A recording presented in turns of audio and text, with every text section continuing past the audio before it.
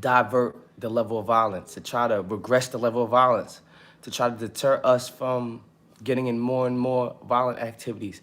So today I'm gonna actually utilize this video to explain to y'all one of the most tightest security programs that they have running right now on Rikers Island. And it's actually called ESH, Enhanced Housing Unit, where they specialize dealing with all the inmates who have history of assault on staff, history of cutting and stabbing other inmates repeatedly, just, you know, the all-around unruly inmates. This is the housing area for them. So, ladies and gentlemen, I'm gonna let a couple more people pull up before we start this segment. Make sure you smash the like on the way in, hit the share button, and shout out on the check-in, man. Let's do this. Start this off with a little welcome in, a little check-in. How y'all doing? How y'all doing this morning, man? Hopefully y'all enjoy this content I'm about to bring y'all. I'm about to talk about enhanced security housing on Rikers Island, which is the enhanced restraint unit. Like I just spoke about seconds earlier, that is where they house the most violent inmates on Rikers Island, the most unruly inmates on Rikers Island, the inmates who just do not listen to staff under any circumstances, the inmates who assault staff, the weapons carriers, like I said, the worst of the worst. What made me decide, before I break down the program to y'all, what made me decide to do a video on the program is because I actually just got out the program on January 21st. I actually got out the program because I was released, not because I completed the program, but because I was released. Now, the Enhanced Restraint Unit is a program they put you in after the box, which is after solitary housing unit, after the SHU. They usually put you in there after you do your box time, so it's double jeopardy. You're actually getting punished for the same incident twice. In most facilities around the world, even on Rikers Island, they have SHU, which is the solitary housing unit. That's where you go when you catch an infraction, a fight or something. They throw you in a box for 30 days, where you're locked in all day. You come out for 1 hour of recreation, then you go back inside your cell.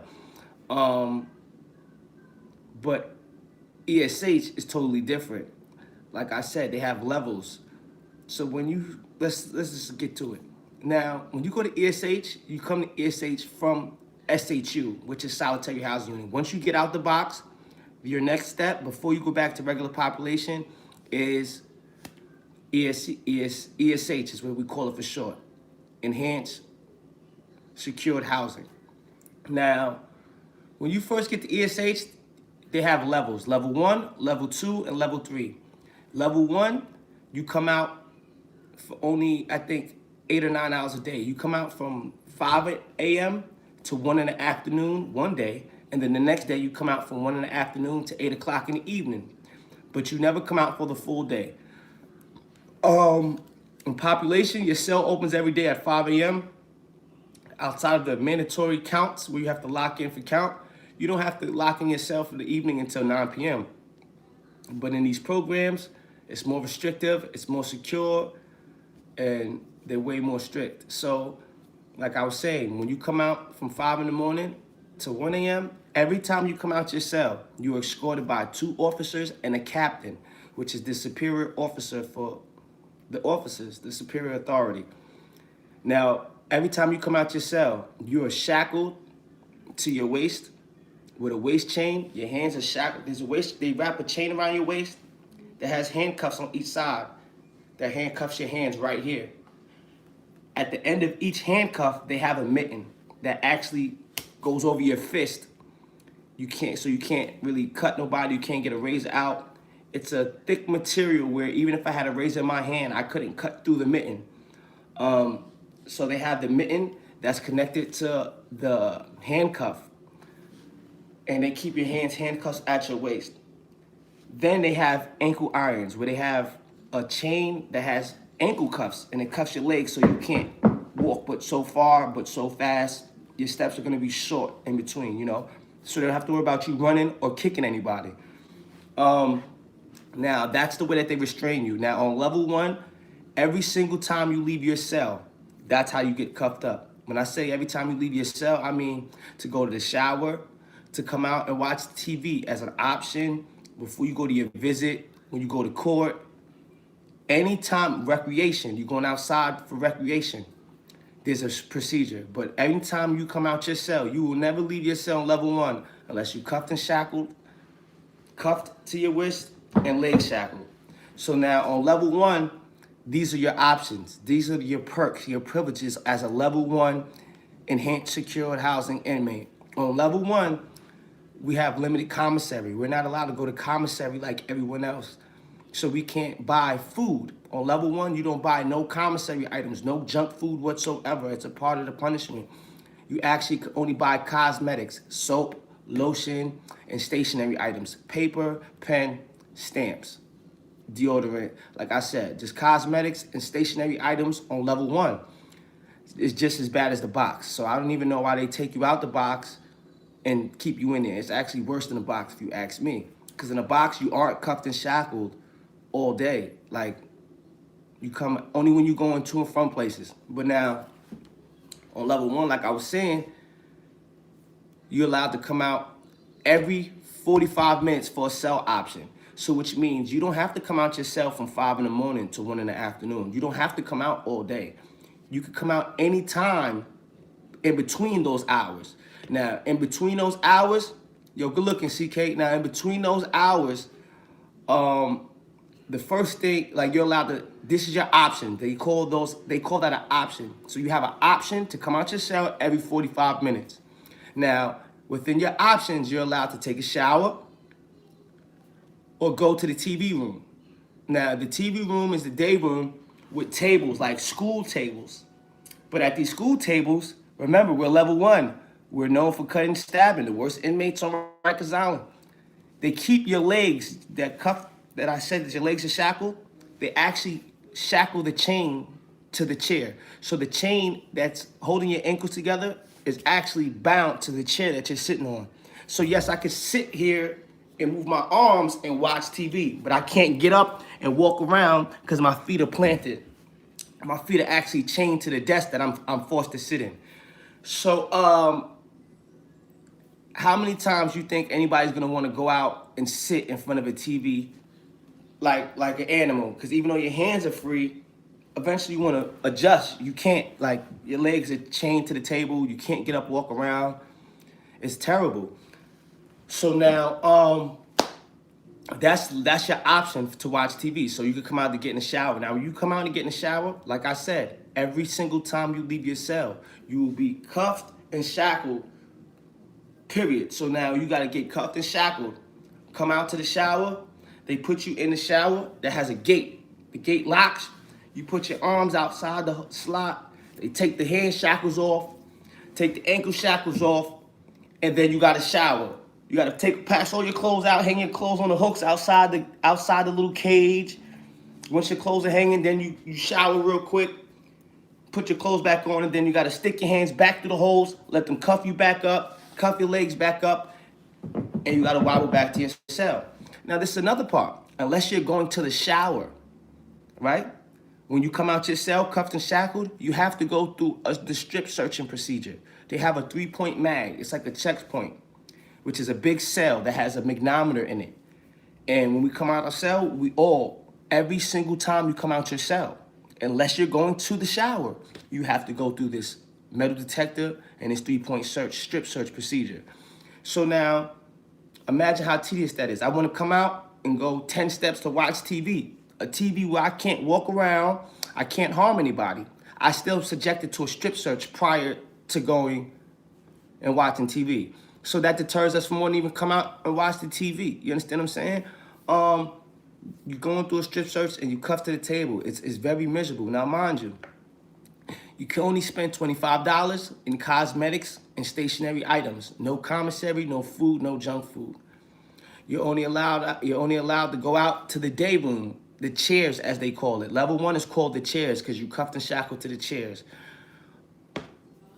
And that's it. Now, those are your perks as a level 1 and enhanced secure housing unit. Now, on level 2, level 1 is a term of 30 days. You have to go 30 days without getting any more tickets, having any more conflicts with staff, making custodial adjustment, making sure you're not getting in no trouble whatsoever. In this program that they're torturing you in, like they're pissing you off every day and they're telling you, as long as you don't get mad or you'll get out of here in 90 days, because there's 3 stages to this program. Stage 1 is the chairs, where you come out, cuffed to the chairs. Stage 2 is the same time frame that you're allowed out your cell. Same time schedule remains the same, but the difference is on level 2, you're allowed to spend $35 in regular commissary items. You could get certain food items, not just not cosmetics and stationary items. Now you can actually get food as well. On level 2, on your lockout option, you're also allowed to go watch TV freely without being cuffed and shackled. So that's like they introduce us back to population little by little in small increments, by small crowds and smaller times out our cell.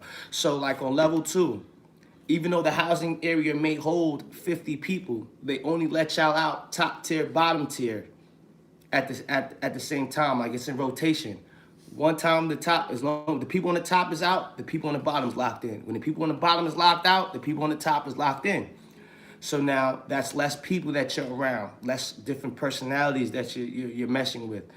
And then the TV time, when you come out, you're allowed to sit there and watch TV freely. So what happens in a lot of cases, on level 1, you have a lot of dudes who be on level 1 getting frustrated because we can't get our way. Everybody's angry. We locked in all day. There's a lot of arguments that ensue. A lot of beefing goes on. Dudes, they'll suck my dick, this, you know how it goes. Then what happens? Everybody goes to level 2. You see the dude on level 2, you end up fighting with him. Boo! You go right back to level 1. Anytime you're in this ESH program and you catch a violent ticket, you automatically get reset and you start all over, back to level 1. It's really amazing. It's really miserable. And at level 3, you get longer. You come out with both. I think you come out with longer time or both tiers. I'm not sure. I never made it to level 3. I went to ESH with only, I think, 40 days to get released. No, like 30 days to get released. So I was never even making it to level 2. So as I went there level 1, I came home a level 1. I never even made it to level 2. Now inside this ESH on level 1, you have a lot of dudes who, they may be food. They may be top op. They got so much beef. They feel safer in ESH. Why? ESH to some people is better than the box. They enjoy being able to come out their cell and sit in front of the TV, whether they're cuffed or shackled or not. Some people enjoy the fact that you can still go to commissary, even though it's less that you can purchase. You're at least allowed to spend some type of money on some type of junk food. When you're in SHU or the box, you're not allowed to get none of that whatsoever. So you have some dudes who, instead of doing protective custody, they'll sit here, they'll assault a CO or they'll splash a CO. They'll pull a stunt, so to speak, to go inside the ESH housing area, level 1. Because they feel safe that way. It's like you're in population, but nobody can get to you. Your legs and everything is shackled to a table, so everybody's pretty safe. And in those cases, you have the individuals who torment everybody else. They actually pick up the phone when you're on the phone with your people. They tap into the phone line. They'll break your phone wire. They'll try to splash you. Like I said, in one of the stories I'm going to tell, while I was in ESH level 1, sitting in the chairs, there's a dude I'm arguing with that tried to splash feces on me. Like, literally tried to splash me with doo-doo to try to get at me because he couldn't get at me physically. You know what I'm saying? Like I said, man, it's very animalistic. And unfortunately, when you have COs who already don't like dealing with us, because a lot of us have slick mouths, bad attitudes, and very disrespectful, when you land in a situation where now they have to do everything for you, they usually treat you like shit. You usually have a hard time getting the bare necessities that you need. Like just getting soap, calling for the phone, asking for your shower option. You'll be yelling at the top of your lungs, kicking and screaming, while the COs are up there sitting at the desk having a jolly old conversation. because you're locked in. You're supposed to be in a disciplinary setting. They're really not there helping you. They're really not there going out their way for you. It's a very high stress situation, man. Like, you locked in that room all day. Now, the only way I could describe it to someone is just like the box. You're locked in a bathroom, but instead of where the shower and the tub would be, there's a bed. That's the best way to describe a cell. And whether you're in the box, you're in ESH, it's but so long you're gonna be locked in any one room by yourself and be able to entertain yourself or hold some type of entertainment without stressing, without saying the magic word. Y'all just wanna get out of here. You know what I'm saying? Like, those environments, they saying that they structured the ESH program, Enhanced Secured Housing. They said that they restructured that program to do away with solitary housing, to do away with the box, as they think that it's better. They think that it's better for you to be able to come out your cell cuffed and shackled like an animal to a table, as per just doing your days in a box of punishment and timeout corner, and then you come out back to population. Now it doesn't work like that. Like, now you're gonna do 30 days in the corner, then you're gonna go on this program and let them drive you crazy for another 90 days to show that you have a custodial adjustment, that you could be around other people and not actually be the problem, not actually cut, stab, or fight someone. See, the problem now is, as they're trying to do away with the solitary housing unit, the requirements to even qualify for that program, for them to be even to force you into that program, the requirements are dropping lower and lower. So, like, before you would have to cut, stab someone, assault an officer, things like that. Now you can literally just get into a fist fight where inmate has a certain level of injury. If his level of injury they deem was serious injury, you're going to this program now. Now you're going to Enhanced Secured Housing. And if you ask me, it's actually, if you ask me, they're just using another ploy to gain more money for another program that's the same thing as the box. And if you ask me, it's worse than the box, because you know what the bruises do to your ankles? Do you know how it feels to be walking in shackles all day? Do you know how hard it is to change your natural step, the natural space in between your feet as you walk? So now as you're adjusting to that, it's like, it's crazy. Not only that, while everyone is going through this, right? While I'm going through ESH, this is during the corona pandemic. So now, mind you, everyone's walking around very unhygienic, no shaving, hair, everybody got dreads, there's no barbershop, and they use the coronavirus as another reason just to tell us no for everything. Like, they literally say, oh no, do the corona, like, and what the hell did that got to do with corona? They just find, they're really bleeding. The judicial system is fully taking advantage of the coronavirus. You have dudes that's been sitting in this program, not only this program, you've got dudes that's been sitting in jail for months and haven't even been to court, haven't heard nothing about their appeal, nothing. And they're blaming everything on COVID. And it's like, I understand we're in a pandemic, but what about those men that some of them are still innocent? There's a lot of innocent men until proven guilty that's still subjected to this, that are being subjected to these conditions that are going crazy because they don't know what's going on with their life, what's going on with their freedom. When am I going to court? What's going on? Yo, make sure y'all smash the like on the way in. Yo, Shaq Garvey, thanks for tuning in. I was just basically giving everybody a rundown on what ESH is. So if you know anybody on Rikers Island and you hear them talk about ESH, that's Enhanced Secured Housing. That's for the worst of the worst inmates on Rikers Island, the most assaultive inmates on Rikers Island, so to speak.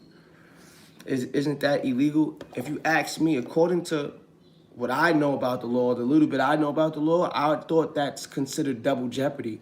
If I did something I wasn't supposed to do and you discipline me for that, you charge me $25 for the ticket, then you throw me in the box for the infraction for 30 days. So now you charge me financially, you confine me physically. Now, upon the completion of that punishment, you have a whole nother punishment of a 90-day program in which it's a regression, because on level 1, well, in SHU, which is supposed to be the first place you go as a disciplinary deterrent, solitary housing unit, you are not, I repeat, you are not subjected to a strip frisk every single time you leave your cell. You're not subjected to being shackled by the ankles at a table for 5 to 6 hours throughout the day if you wouldn't want to watch TV. You are like, nah. So if you ask me, that's double jeopardy. You punishing me twice for the same thing. If you gave me 30 days in a box, why do I still have to complete ESH? It's not like there's any counseling going on. It's not like you're sending any anger management counselors to do regression treatment or anything like that. Like, there's none of that going on. So I don't even understand what the point is. Like, you're going to a disciplinary hearing. They're writing on record that they're deeming that the punishment required for your actions is 30 days locked in this room. You're doing the 30 days locked in that room, then without warning, they're putting you in ESH. You're punishing me twice for the same thing. And I know that has to be illegal, but I don't have the right avenues, or I don't even know who the right person to speak to bring this injustice to light. You know what I'm saying? So maybe this video will be the first step towards that, because this has to be illegal. And yeah, they charge you per day for being in jail. Yeah, they don't charge you for being in jail on in New York City. I know they get paid by the government to house you daily. Every single inmate gets a check from the government daily to be housed. I know that they charge you on parole. You have to pay to be on parole. You're expected to pay about $30 a month on parole, which is crazy to me. But yo, in ESH, right? Getting back to ESH is another thing about ESH.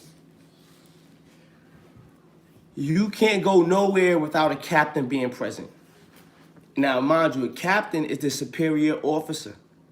Superior officer meaning they have multiple job descriptions. They have multiple things that they have to accomplish daily. Like, their job comes with a lot of responsibility.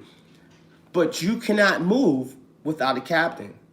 So now, let's say you have a visit at 3 o'clock.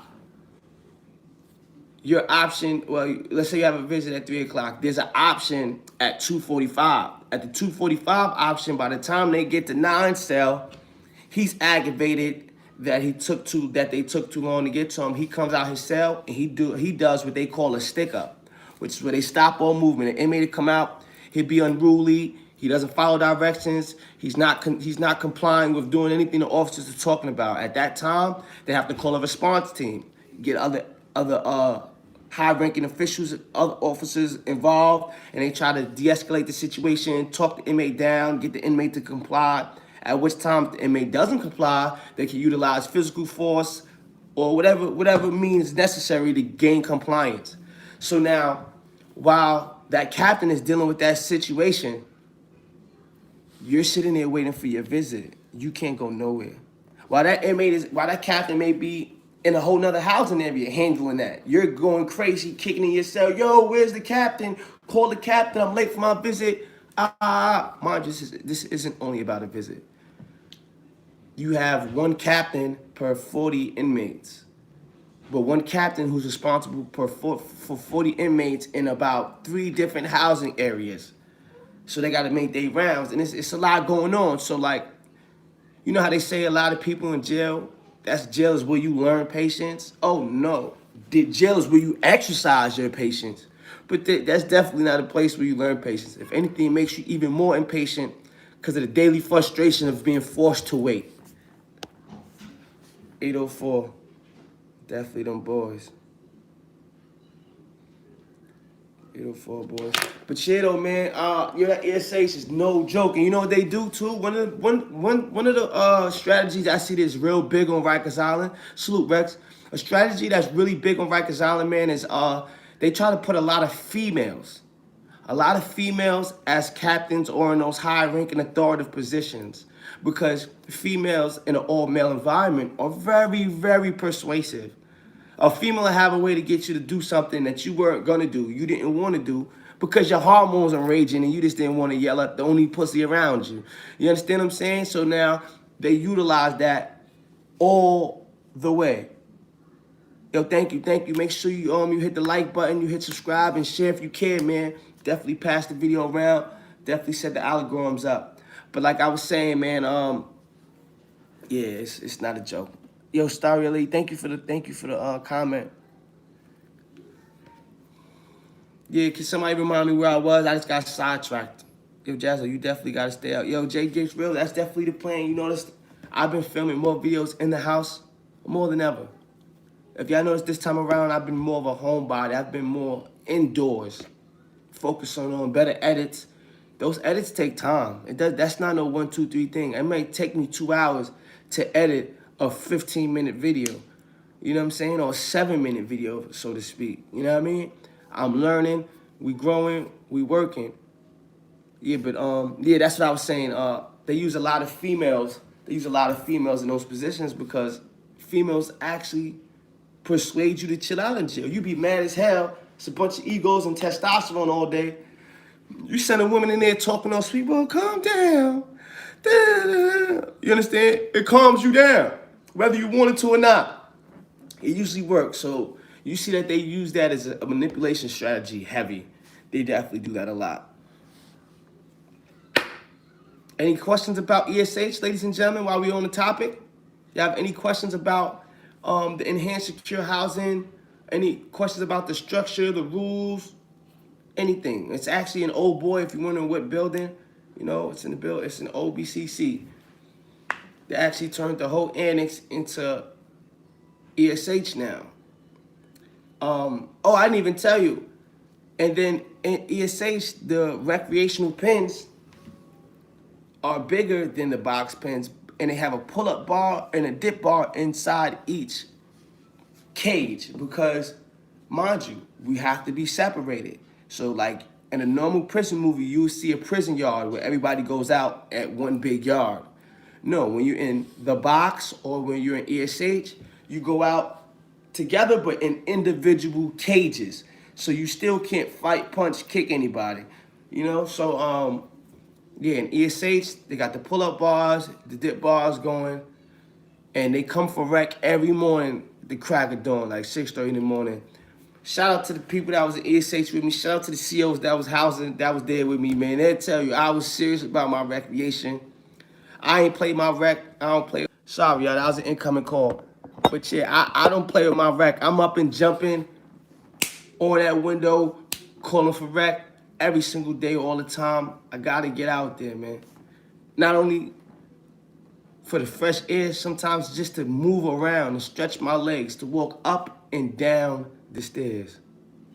Hey, yo, New York blood, definitely, man. I'm definitely staying out of jail. If you ask me, the last time I went to jail, I wasn't supposed to go anyway. I think I could have got around that if I'd have been more level-headed as far as how I handled it. But it was still a situation that deemed violence, man, like in order to protect my family. It was one of those situations where I was damned if I did, I was damned if I didn't. The blessing is that I still came out all right. The blessing is that I didn't end up getting life in prison or another state bid, you know what I'm saying? So, knock on wood to that, blessings to that. And like I said, I'm more focused now than ever. I got too much to do. I'm too focused on what I'm doing to worry about being sidetracked now. But in short, that's what ESH is. ESH is, man. It is miserable. When I tell you miserable, it's miserable. And it's like it's a double blow because they catch you right when you finish doing your box time. So imagine you doing 30 days in a box. Now, if you ever did box time, we've all done this. You know, drew your little calendar. You exit off every day. 1 day down. 1 day down. You count the days down, exit it off, waiting to get out of there. Then you get out and they be like, all right, yo, pack up. You get out the box today. You all hype. You packing up as fast as you can. You thinking about all the snacks you about to go try in population. Then you get the intake and they tell you, oh yeah, you're going to ESH level 1. Wait, ESH level 1? What's that? Shit is miserable. Like I had no warning. They gave me no warning that I was going to this program. So it was like a double blow. Right after I sat here all these days waiting for this day thinking it's gonna finally be over, Oh, nah, y'all just changed my cell. Sending me to another box with different rules. It was crazy, man.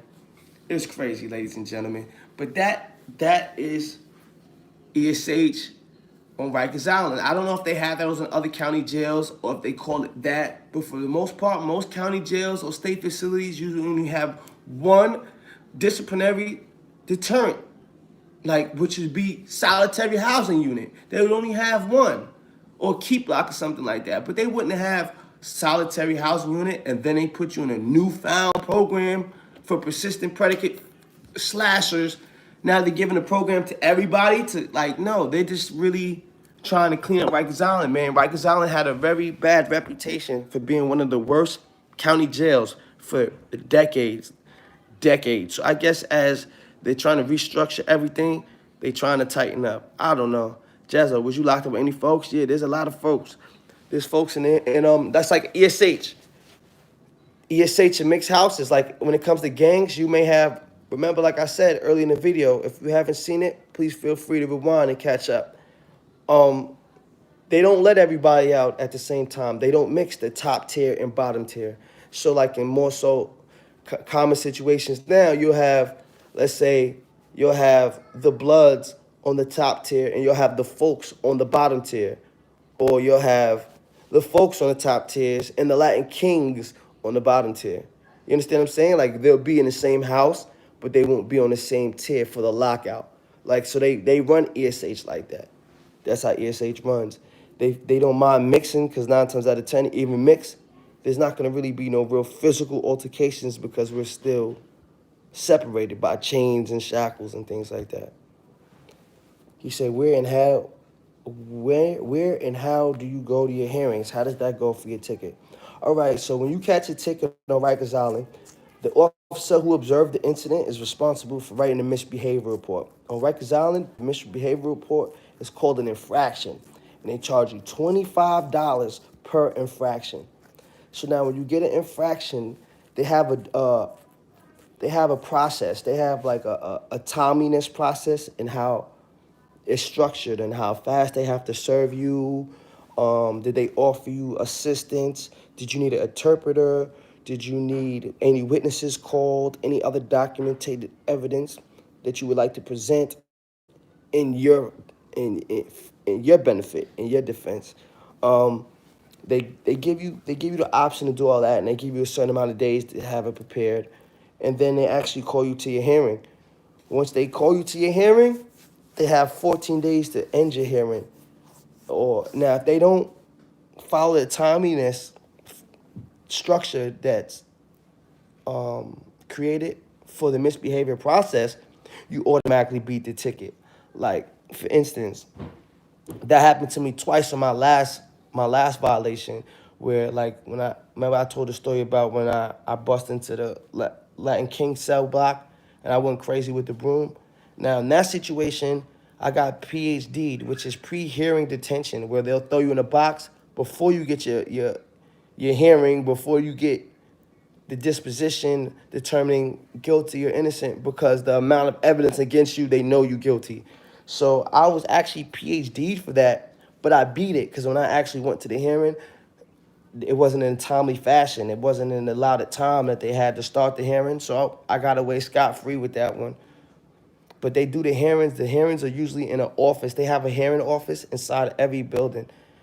And in every building, they usually have a particular officer who handles that. But yeah, they have a particular office just for hearings. If that answers your questions, Tito, if that answers your question. Glad you home, bro. Time to run it up. Definitely. Rikers Island, I thought they closed that down. Nah, bro, it's still open. I just left that motherfucker. So how was all the cuttings going on back in the day when you was all shackled up? They was saying they was getting out of the mittens with no problem. Now, mind you, check it out. I don't say nothing I'm not saying this to discredit no one or their stories or their legacy. But I know what I would say in their defense is back then, a lot of things that they did is why we can't do it now.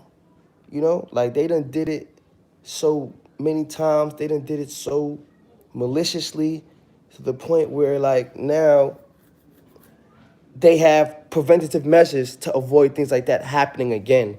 You know what I mean? Like, so I'm sure they probably changed the material of the mittens. And back in the day, remember in the 90s, they didn't really have magnometer mags, like magnetic metal detectors. They really didn't have things like that. Like, you feel me? So it was easier. Like when people were coming out their mittens and cuffs in these stories that y'all are referring to, a lot of the time they had cuff keys. Like back then, in that era, it was like a necessity. If you had a razor, you made sure you had a cuff key as well, a handcuff key. So you got a damn handcuff key, you can do whatever the hell you want. Shoot, you kidding me? You kidding me? So, you know what I'm saying?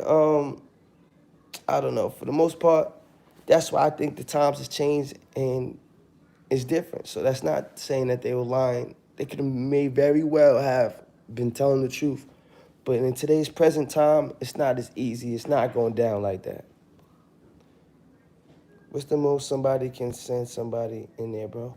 You can send somebody as much as you want, but I know that if they have a crimes victim fee, which means if they had a victim in their case where they hurt someone and the victim survived, if they get anything over $10,000, the business office at that facility will reach out to the victim and let that victim know that you done came into some money, and if he would like to sue you in a civil suit, they'll freeze your assets, freeze your account, so he can do that.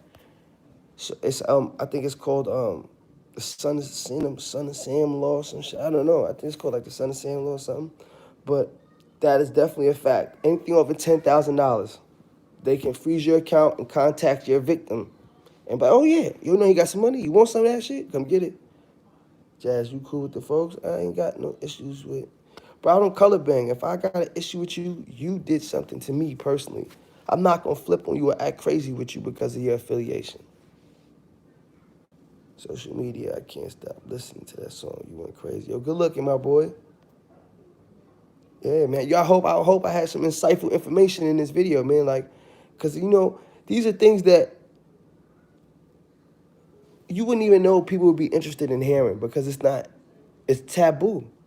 It's taboo to a lot of people. It's so weird a person wouldn't even think about asking about it to let you know that he would be interested in listening to it. You feel me? So, you know, as I'm testing content, you know, I'm trying things out. Because I understand that. I understand that right there.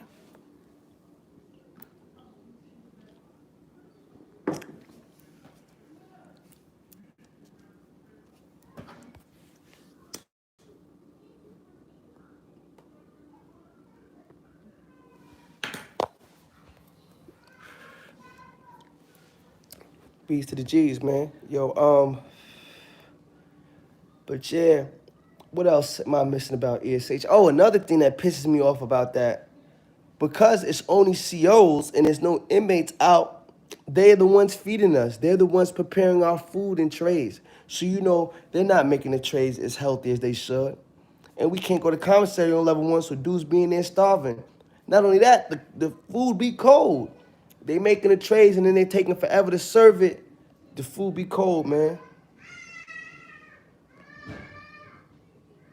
Now, Roddy couldn't spend more than $75 because he was a state inmate. The state max commissary spending limit on food is $75. Now, when I was up north, it was only $55. But when I came home in 2016, right before I came home, they were letting out memorandums saying that there was definitely changing that. Do you get more times for like violations too? No. The only time the violation to push back your parole max out time is if you CR'd on your bed. Like, for instance, me, I hit my CR on my bed. I got all my good time back 10 months before I went home, and they let me CR. They gave me my conditional release date. Now, the catch-22 is when I came home 2 years later and I caught that violation, what they did, they made me go back and complete the 15 months that I owed off that CR between my CR and my max out.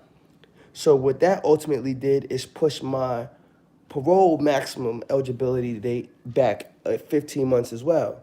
But now that I completed the time between my CR and my maxed out time, they can no longer push back my max parole date. So now my max parole date is officially my max parole date. Yo, it's the only thing I ever been, bro. I never been nothing else.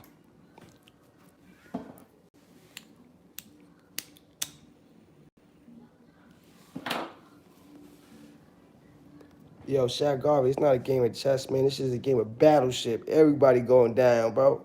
Everything is sinking around you, bro, and that shit hurts. I get up for papers next year, y'all. We got 13 months and counting. 13 months. And then y'all think I got content now. I'm going to be traveling. I'm never going to be in New York. Never. New York YouTube buzz. Would I consider myself a jailbird? No. But to a degree, I have institutionalized characteristics. And I say that because I always say how at one of my most important years of development, I was in jail.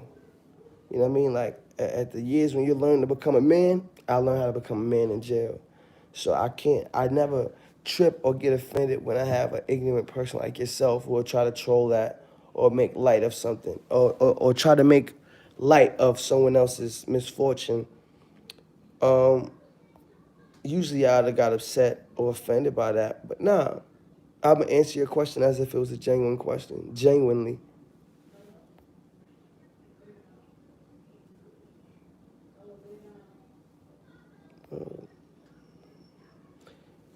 New York YouTube Bloods, let me ask you something.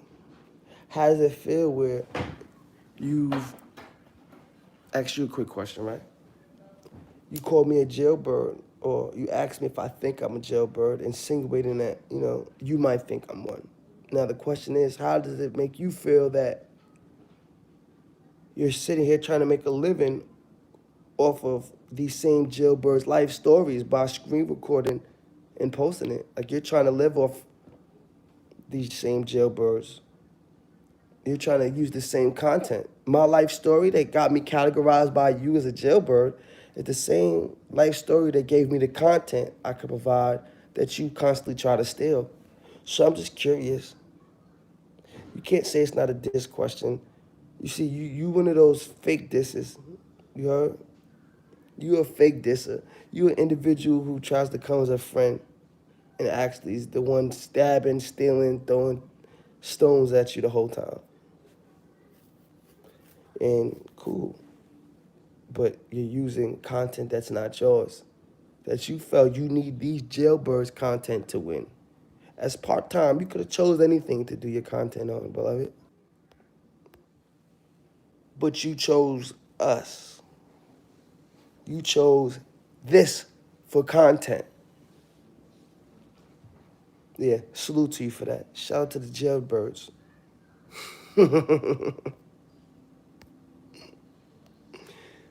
Do you consider yourself a weirdo? Like the shit you do, like not being funny. Do you consider yourself a weirdo? Because I know I do among with a few other people.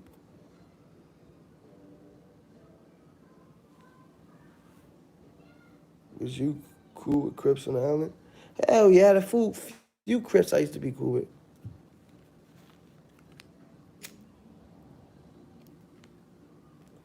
There's nothing smart about that. This isn't the leading competitor of content on YouTube. We're not even in the top 5. Or the highest person who actually looks like they have any shot at guaranteed stardom when it comes to YouTube is Hassan. And he's not even really in this sector. He doesn't try to use the content we do. He dibbles and dabbles in it. But you, this is your prime objective. So I'm just curious. I'm just curious, man. How can you sit here and look down on something, try to insult something that you're striving daily to be a part of? And that, I got released in 2016, bro, so I got 3 and change. I got 3 years in parole. 3 and change on parole. No, New York YouTube, I kind of, be honest with you, I don't like you because of your choice of comments. You're the type of creep to sit here and be in here for a whole 20 minutes And instead of just a simple salute, you'll type the most disrespectful shit for attention. Like, you'll type the shit that'll get you smacked in person just because you want attention.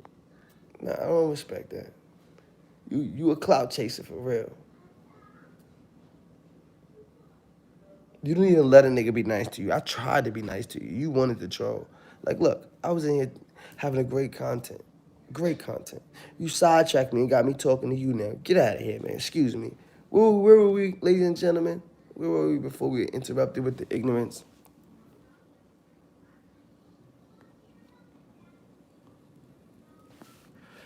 Yo, Blue B, salute, bro. What up? No, I didn't get offended. I'm just putting you in your place because you knew where that comment came from. It didn't come from a good space. It didn't come genuinely to her. It came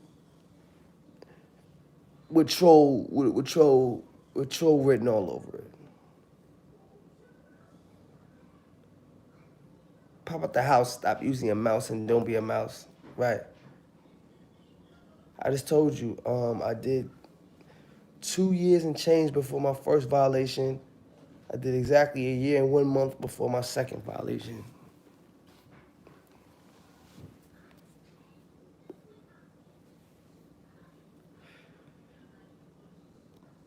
You know what I'm saying? But salute to the people out there, you know what I mean, who understand great content. Honestly, it was nervous, man. I was nervous, I was impressionable, and I had the wrong perception of life, bro. Genuinely. I had the wrong perception of life. I glorified all the wrong shit.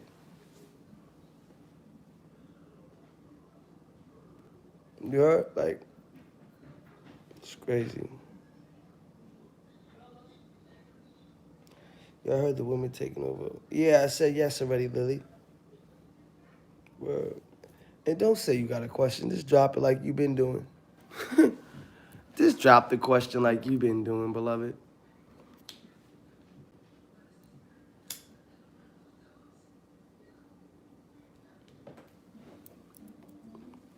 Don't want you upset. Hey, you think, if you ain't noticed, it's been a while since I actually got upset by one of you trolls. I realized I gotta care to get upset. Jazzo, when you gonna shoot that video for which social media? Now me and Stacks is back on what you wanna call it? Decent terms, where we cordial. We could actually look to do that. We might make that pop. I might, you know what I mean, put that on the agenda.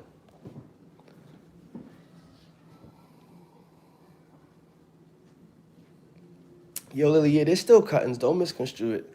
Do not misconstrue that. There's still people who get cut. This is why they even have a program like that.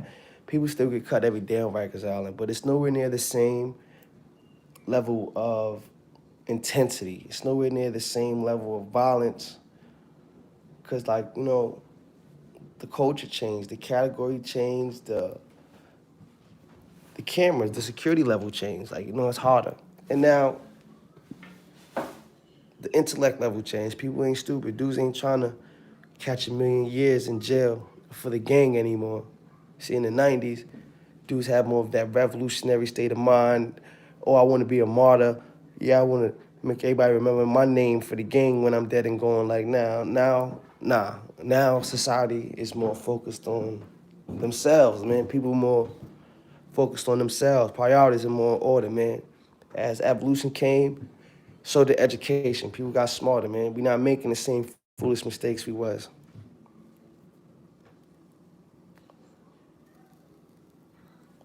Cassius Clay, I'll be down there like a month, probably next month when my pops come home and shit.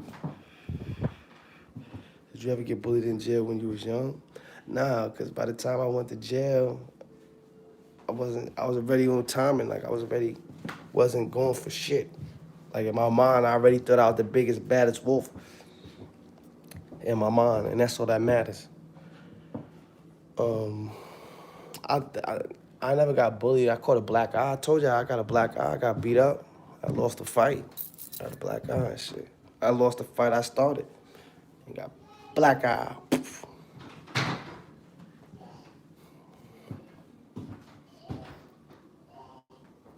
Yeah, make sure y'all tune in for that, man. That's gonna definitely be a movie. We're gonna do a nice coming home celebration for that. Like what? I'm definitely gonna start running that CashApp for donations. I want to do something fancy for them. Party bus full of strippers. And y'all gonna see it aired live. Dead ass. I'm gonna get a monetization strike for that one. Yeah, we gonna have the strippers getting crazy for Papa. Making sure Pop's sturdy.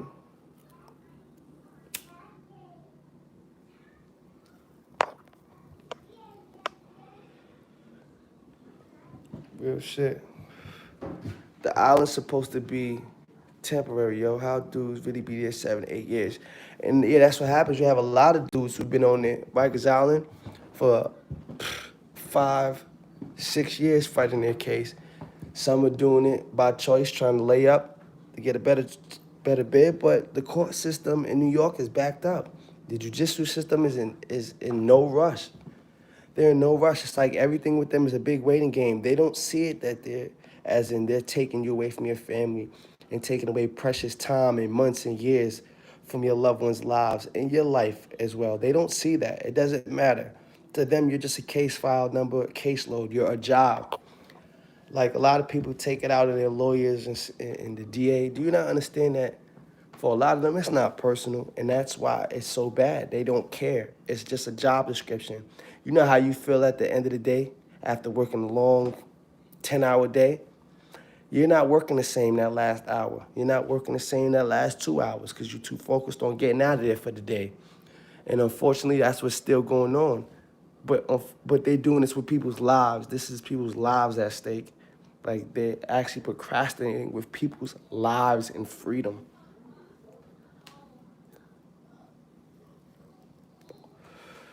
When I'm off of parole and I ain't got no affiliation to nothing, can't get tired in anything, yeah, I definitely would.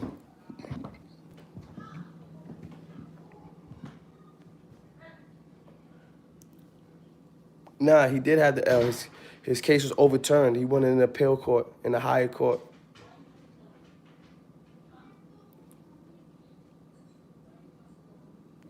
Now, when you go into the court bullpens, when you're ESH or you red ID, they put you in a pen by yourself because you have those mittens on.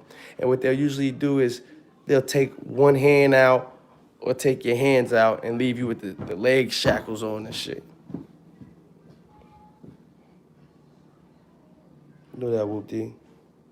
You heard Ben Den, gonna stop all money to private jails.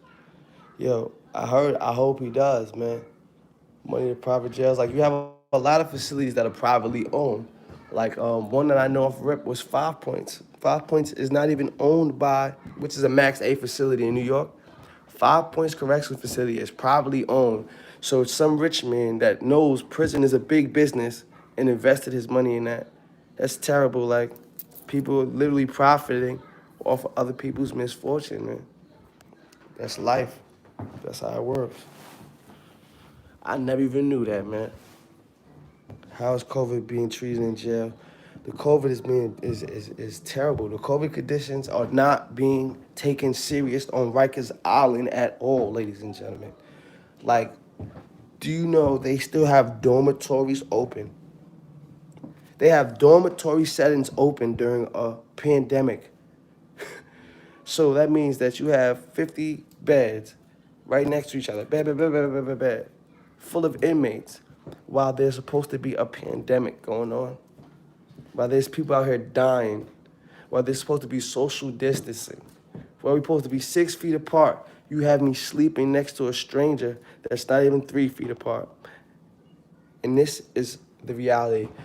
They have these, now mind you, when you first get arrested, they act like they take it serious to the point where they act like it's not mandatory, but they're basically forcing everybody to take the corona test upon incarceration. When you first get locked up, if you refuse to take that corona test, it's like you get thrown in a quarantine unit where you're locked in all day, just like the box. So they're forcing testing. People are being tested. They do have mechanisms in place if you are asymptomatic. If you're showing symptoms of the coronavirus, they send you to a West facility, which is the medical building. But on the same token, it's not being taken serious because now on the intake, I'm sitting in the hospital waiting room with the same bums that just came off the street. I'm still like they say that we're supposed to be wearing masks at all time, but when they run out of mask in the bubble, there's no mask. So there's people walking around with no mask. And for the most part, they try to make sure the inmates, when you leave your housing area, you have your mask on. But dudes is walking around the cell block, the housing area all day with no mask on. You have COs who are coming in with the fashionable mask on. They're coming in with the ones that look cool. They're not coming in with the ones that are actually gonna prevent you from spreading the disease. You understand what I'm saying? And they're not being held responsible. They're not being penalized when they come to work without a mask. They're not being penalized when they actually handling everything all day without the proper gloves on. They're wearing gloves like baseball gloves and gloves for warmth. They're not wearing the correct gloves like latex gloves to stop you from passing any of your germs or bacteria. And these are the people who actually would be passing or spreading the coronavirus. They're the only ones who could be transferring it that easily. Like you're going home, they're being released, they're going home to the streets, coming back and forth every day. But now we're in jail every day, so the chances of us actually catching it and bringing it in, if we didn't have it already, is slim to none. But it's them who take the risk of bringing it in every day. So if you ask me, they should be being forced to put on all the correct protective gear at all times. The same way they're forced to put on that uniform and badge when they come in. But no, like I said, it's not being taken seriously. As long as they're putting on some type of face covering, they're getting a pass. But they're not using the correct mask. So my thing is, what's the point of wearing one at all? You understand what I'm saying? You wearing the one that looks like, you know what I'm saying? Y'all know what I'm talking about. They're wearing fashionable masks. They're not wearing those ones that you just pull over like this. It looks like you about to go catch a robbery or something, man. That's not protecting nobody from the coronavirus. Please hit the like button. This is definitely something we want to spin the algorithm. We got to get this video out for educational purposes as far as the people who want to know what's going on in ESH and also for the people who want to know about the corona pandemic. I'm definitely going to do a whole video assigned directly to this topic. But yeah, man, this is definitely, they're not taking the coronavirus seriously at all. Right, the CO and jail staff are the ones who are interacting with that. And you know what the crazy thing is? They treating us like we got it already. Like, you know what I mean? And I understand why. Okay, we're in jail automatically. They think everybody in jail is like a bum or a crackhead off the streets. But like the way that they try to handle you is like, wait, you don't understand that you're probably the most contagious person right now? Like you're the one who could probably be giving everybody the coronavirus, but you sitting around here acting like I got it already. It's crazy to me, man. It's crazy.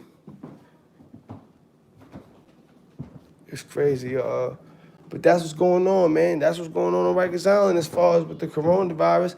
They're making sure everybody's getting tested, but I haven't seen them giving out free vaccinations. I haven't heard them saying, hey, come and get vaccinated. They're not mandated vaccination as well. I don't know personally how I feel about the vaccination, since I already felt like this was a government-planted, started disease. I think that they may be planning something else in the vaccination. I'm just so untrusting of our government. How the hell am I proud to be American? And I'm not saying this trying to be a terrorist in any shape, form, or fashion, but how the hell are we proud to be American? We can't even trust our government. You could be trying to kill me for your own personal mission.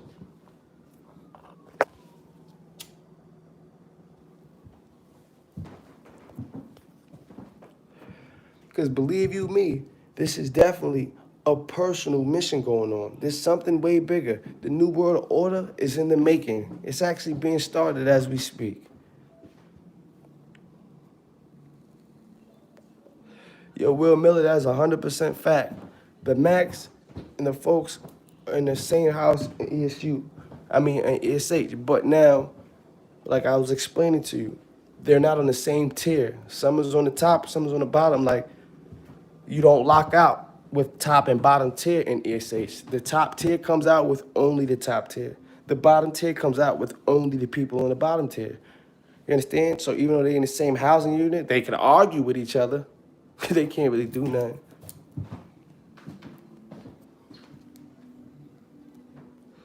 In Jersey, COVID testing has been mandated to inmates, but not vaccination. Yeah, see now, like I said, the testing is basically mandated. It's basically mandated. You know what I mean? Without them saying it's mandatory. Because if you don't do it, you can't do nothing else. They're not letting you out your cell. Right, Finea. Population control. They're restructuring our whole government.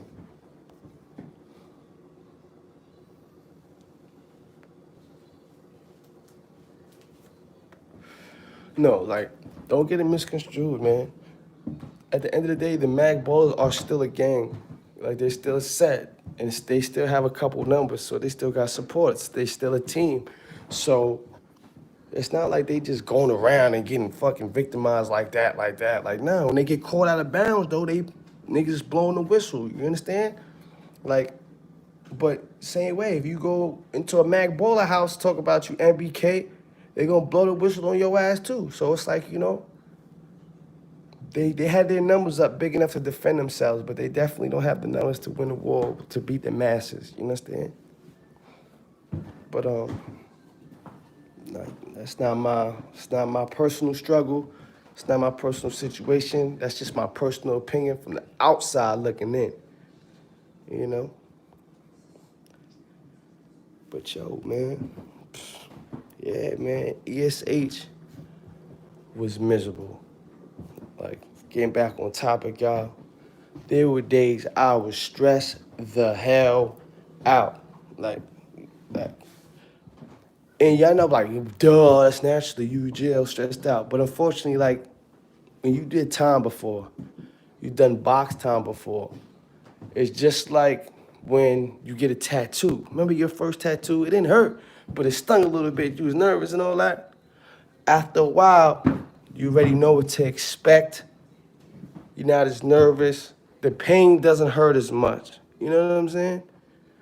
And nah, son, that wasn't the case this time. That shit damn near broke me. It did break me. They won. I don't want no smoke. I don't want to do nothing that's gonna ultimately put me back in jail. I don't even want to fight nobody, son. Last nigga I fought is why I went to ESH, for a fist fight. So it's like, at this point, I'm like, yo, y'all win. I'm getting too old anyway. Yeah, I seen a bunch of Mac Ballers when I was there. But remember, I was in the box at ESH for my last 2 months. I was only there for 3 months and did 2 out the 3 months in the fucking box. 1 month in the box, 1 month at ESH.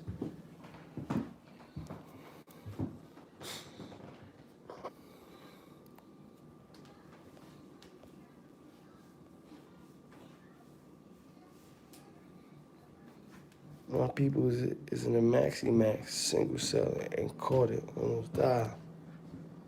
Damn. It's fucked up. Salute Jazz, I peeped you early on Scheme Live. Yo, Dave Dallas, salute. Y'all jumped in here because when they said Live Brim was on the phone, like, you know, a lot of people always say they know a nigga. But the question is, do that nigga know you? When they say your name to him, how does he respond? You understand?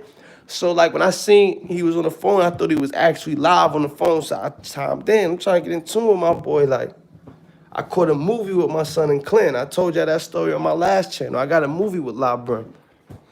We put in work together. Like, that's my boy, nigga. So, you know, I was trying to reach out to him. Like, what up, my boy? How you doing? Like, I ain't got a lot, nigga, but I send you something for your books to, like, a real nigga supposed to. You know what I'm saying? Give you a shout out on the platform. Word, nigga. Regular real nigga shit. Y'all was in a box together. Facts. Yeah, we was in Comstock together, long-term keep lock.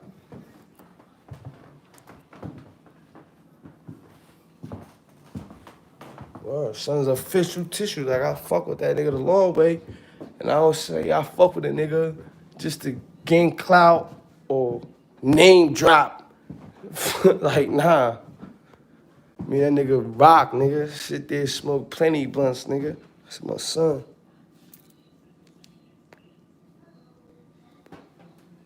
Real shit.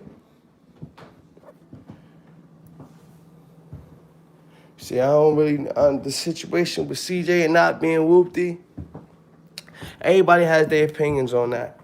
Now, I can understand what niggas is saying as far as he not Jet. Copy. He not the Jet, he not the fucking Jet. Don't say you the Jet. But if you ask me, he did a great job at putting the hood on the map. He gave niggas mad promo. And if you ask me, that's like he paid homage. He definitely paid his homage. So as long as he's doing the right thing, it ain't like he embarrassed the hood or put out a whack song where he disrespected the hood.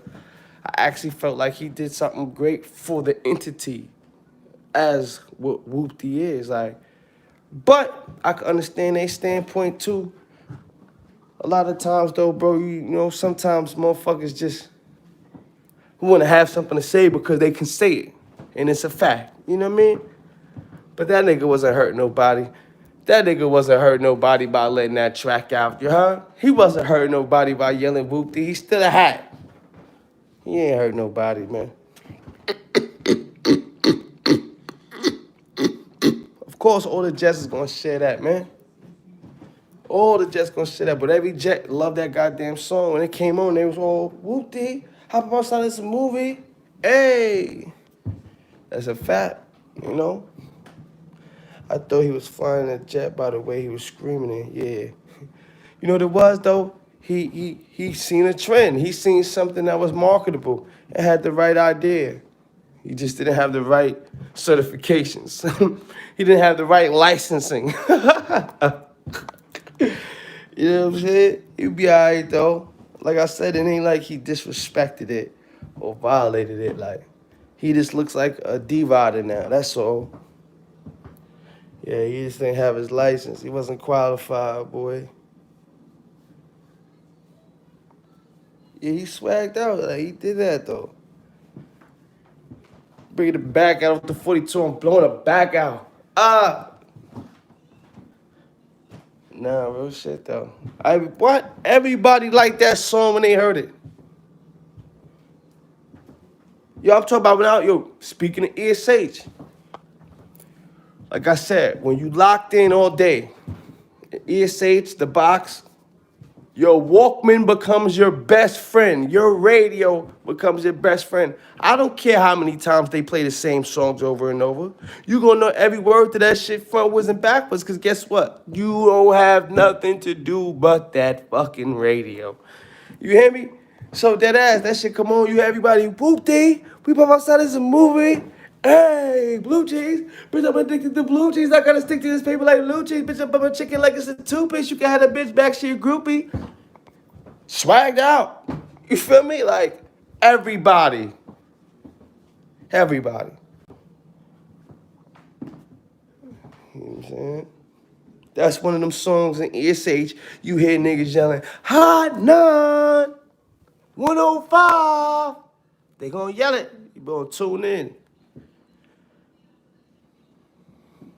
You see what I'm saying, bro? And so, like I said, though, shout out to CJ for the creative content, for the creative ability to market it the way he did. You know what I mean? Shout out to La Brim for letting niggas know what it really was. Like, yeah, that nigga, he might be flying the jet now, but that nigga was never a jet. He's not the jet. He just got enough money to buy one, nigga.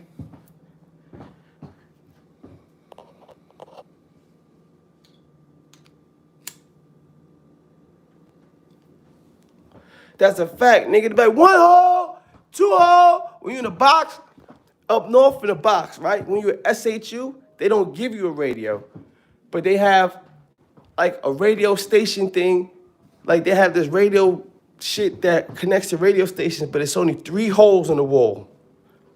3 holes in the wall. One hole is the TV or the news, like it just plays the TV. You can listen to the TV that you can't see.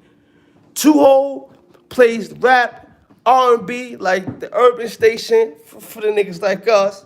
And 3 hole play all that Z100, Katy Perry, and shit like that. You start learning songs you never thought you'd be entertaining. What? That's why I started fucking with my son, Bruno Mars, Hard Body. That's the station you catch Bruno on heavy.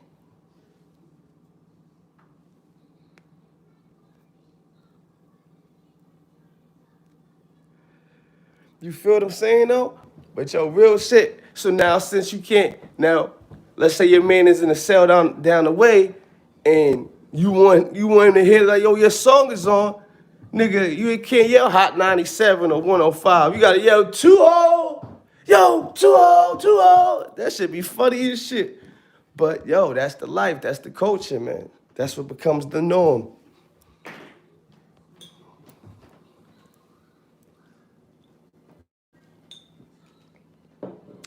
Simpson got the 3 holes in population. Yeah, Auburn got it too. Auburn has it in their population too, in D Block. 2012, 2013, pop music is legendary. What? Wasn't it? I'm trying to remember, son, there was mad songs I don't even know I know until I hear it on a commercial or somebody TikTok in a movie. Did I know all the words? Like, how the fuck? Oh, yeah. Oh, yeah, that's from, yeah, I know that one. It's funny, though, man. Yeah, Green, they got that in Green S Block as well. Yes, ma'am.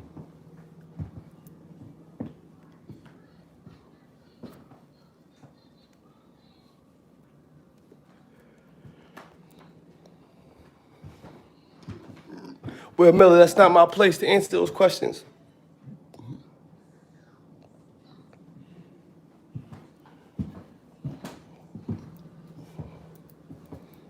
Word, son.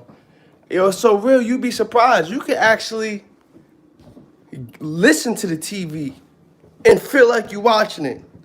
When you lock in a room, bro, your brain shows you how powerful and extraordinary it truly is, man.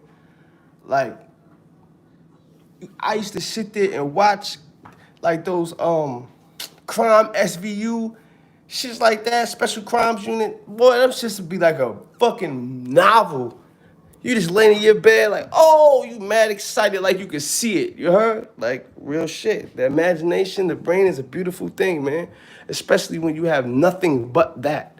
When you locked in the room with nothing but your brain, it's either you're going to exercise it and find out how truly imaginative you could be, how truly creative you are, or you're going to go crazy and find out how bugged out you truly are, how weak you truly are. One or the other. It might be a mixture of both, man, because it's definitely a fucking roller coaster ride in that shit. It's definitely a roller coaster ride. Hey, yo, listen, I don't even see it as people jacking my content. Maybe I caught a good story. Dudes want to elaborate on it. It happens. That's the field. That's the nature of the game.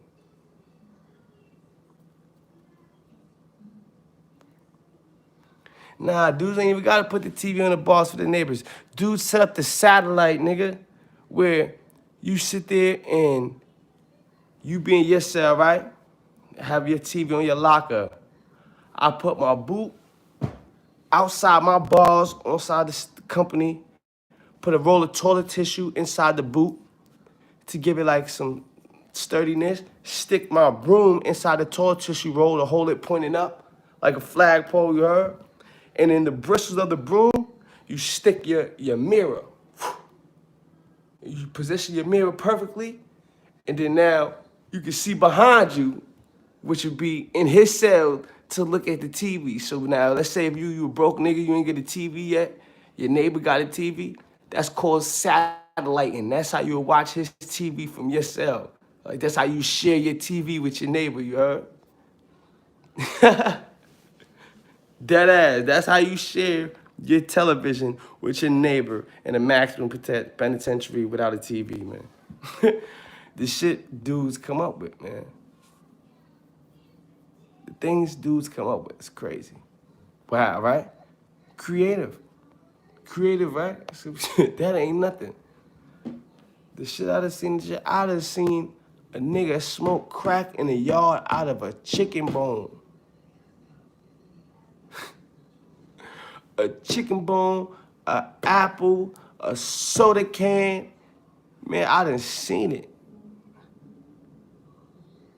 The best way to get out of op is the box. What? That's good. Yo, how you like to split in the cells? You gotta use a battery or use your light switch. You either pop the circuit of your light switch or you use a battery. Battery and wire. Yo, Trigger the Gray, I'm good, bro. How you? Hey, yo, people don't get it. When someone working on YouTube, they become reporters. That's how they gonna try to make the money. That's okay, guys. Nah, I'm more of a like, I just started doing the reporter shit about the news because I'm testing it out. But for the most part, I come off as like telling my life story. I tell my experiences and try to use my experiences as a deterrent for the youth. Like, man, look how much shit I've been through. You don't want to go through that shit. You feel me? In a way they can relate to. Not a way that makes them feel like, oh my God, it's like my mom. You know? Yo, send me some beats, Trey. Worst thing you could do is beef with your neighbors in jail, especially if you broke. Oh yeah, you don't want to beef with your neighbors in jail. Them niggas that bang your door down all night. Your cell, they'll give you therapy. They call it therapy. Why they came up with the title, I don't know. But they call it therapy, where they will literally beat your wall and door down all night. All night. Boom, boom, boom, boom. Every time you go to sleep, fucking your wall up. Boom, boom, boom, boom, boom, boom. And the shit that people do is like, what made you even come up with this? Why would you want to torture somebody like that? Dudes, it's crazy. It's all different kind of warfare, man. All different kind of warfare.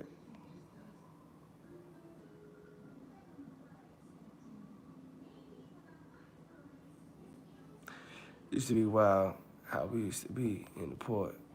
Dudes used to make apple crisp pies, burn the bottom of the desk and using the bread. Yeah, like hell yeah, like, you know, ladies and gentlemen, he's referring to like a jail pie or box pie. Now, when niggas in a box, what niggas normally do is they'll save all their desserts. They'll eat their main meal and they'll save their desserts for let's say 5-6 days. Now, on the 5th or 6th day, they'll take that with the bread and make their own dessert. One big homemade cake that's mixed in with everything. So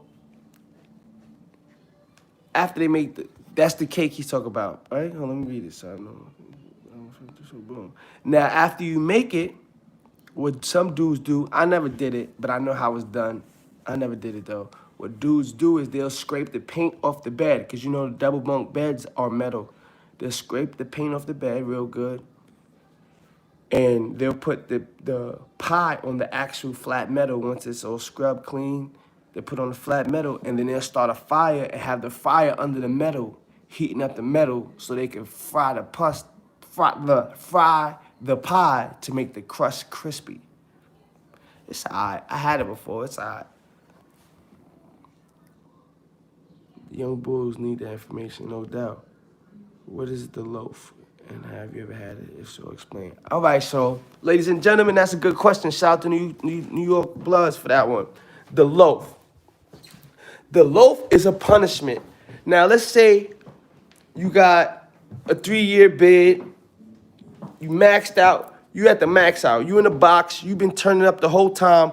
You go home in 2 weeks. You don't give a fuck about no ticket. What the fuck you gonna do to me? I go home in 2 weeks. I'm already in a box. You can't do nothing else to me in the whole wide world as long as I don't catch a new charge.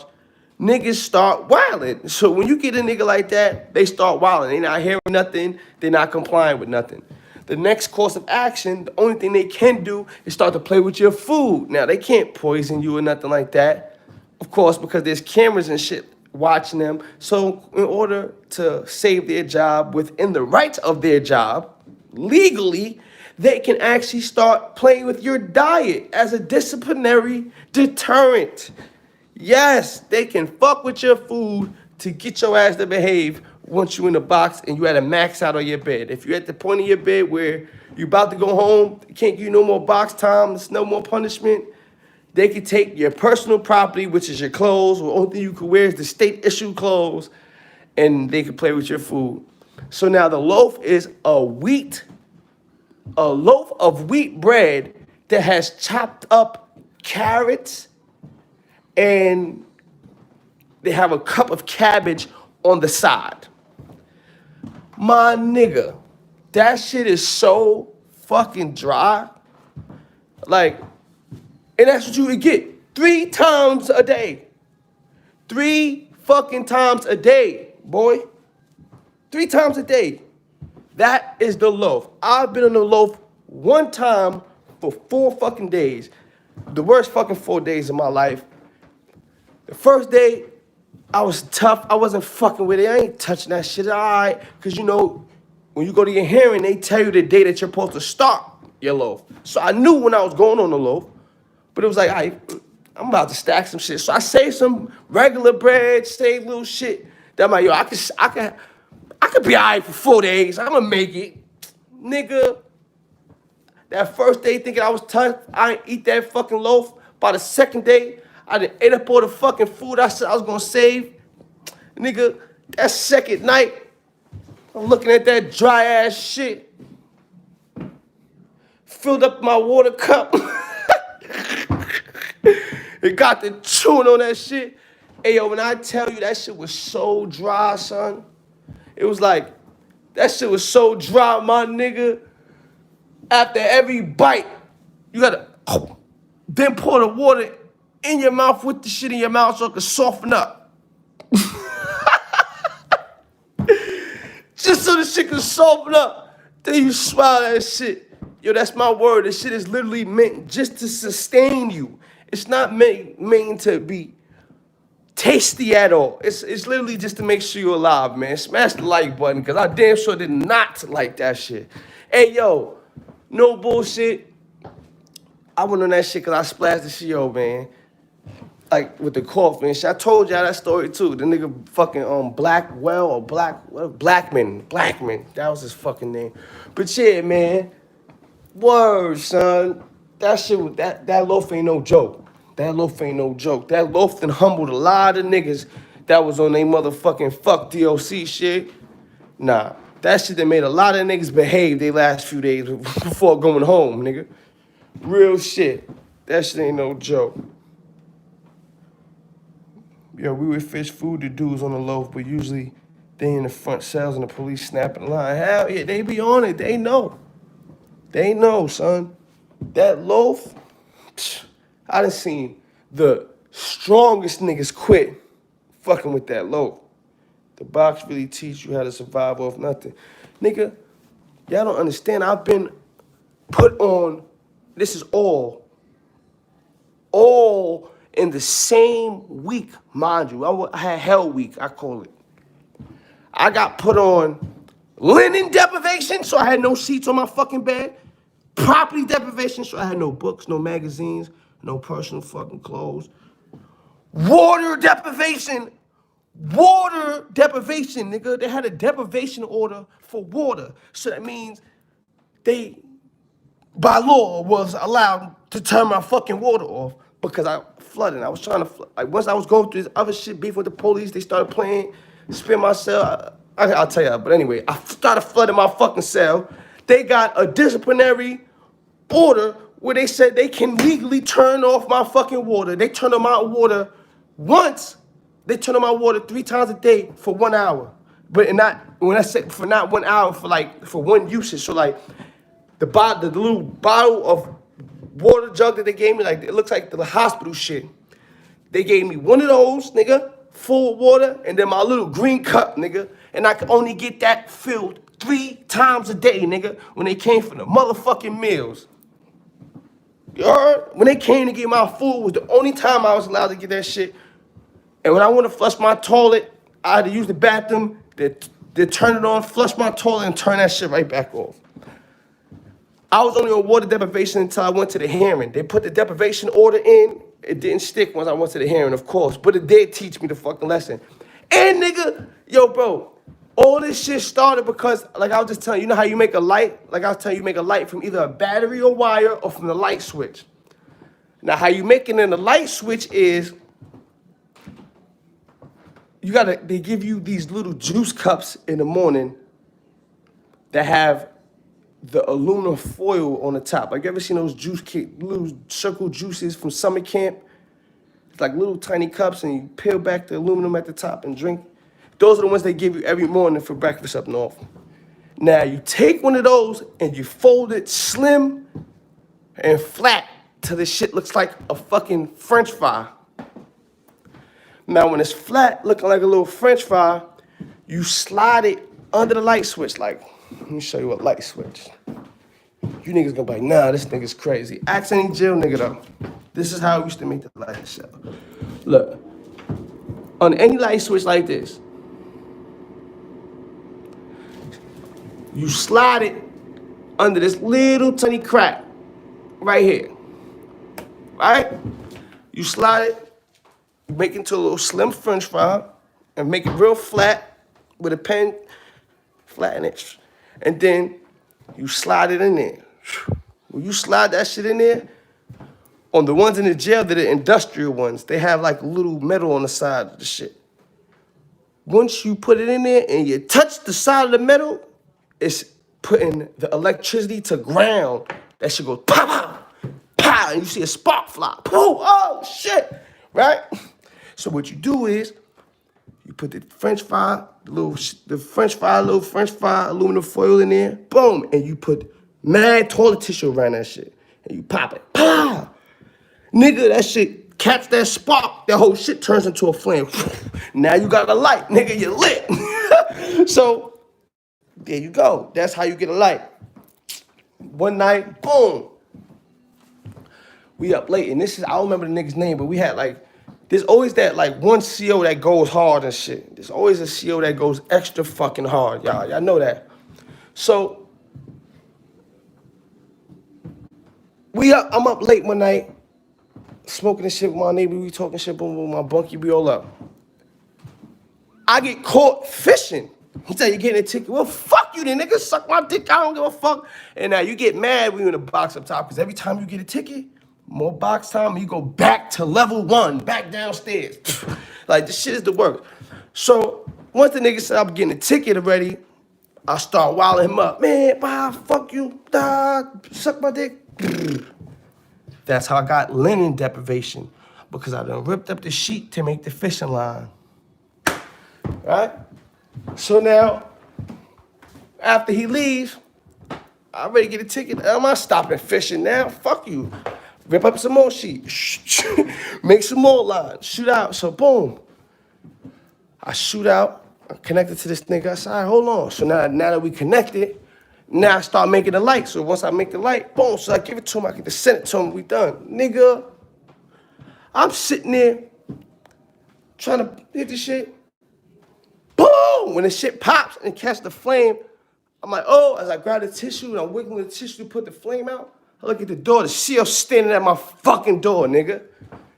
So like, he's like, oh, that's another ticket. You know, nigga, fuck you, I ain't fucking stalking you, stand outside my fucking cell. Oh, get a fucking life, nigga. You fucking harassing me. You know, I start wilding, you know, nigga, why you on my dick? All these fucking inmates in here, you have my cell on my fucking dick. Nigga, go somewhere. Like, yo, dead ass, you heard? So that was tampering with facility devices, nigga. That was another fucking ticket. So now, boom, the nigga comes, he's hating. Nigga puts mad sandbags in front of my cell. I can't fish, da-da-da-da. So, man, nigga, I don't give a fuck. I start flooding this shit. Like that was gonna make anything better. That shit got me put on fucking water deprivation. You heard? Yo, bro, y'all don't understand, man. When you be in a box and you go crazy, you get caught up in the matrix and you fight with the police. Yo, bro, you get caught up in the matrix. You get in that point of not giving a fuck. Man, fuck y'all niggas, man. Y'all keep giving me tickets, I'm never gonna get out of here. You start to feel like you never gonna get out the fucking box, nigga. Like, yo, no cap, man. Word. Look, I done came in here telling y'all one story about ESH, and y'all done got about 3 or 4 of them out of me, man. And an hour and a half. Y'all hope y'all enjoy. Salute. I'll be back with y'all later for that open mic. You already know, man. I hope y'all enjoy, man. It's your boy, man. Bossly. Iced out. Till my lights out. Let's grind, baby. Make sure y'all share this video. Hit the like button. Share if you can, man.